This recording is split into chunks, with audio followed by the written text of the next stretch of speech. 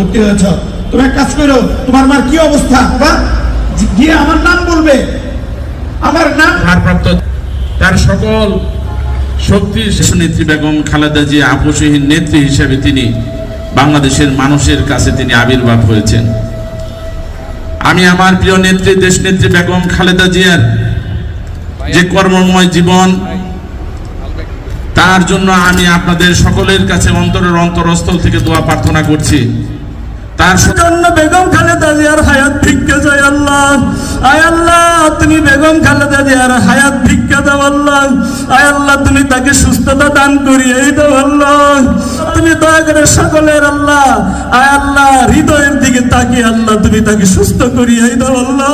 আর কলিজার টুকরা শুধু সন্তান আরাফাত রহমান, আয় আল্লাহ তুমি তাকে রব্বিল আলামিন।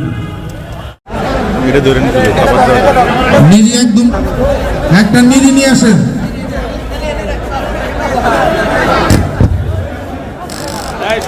তো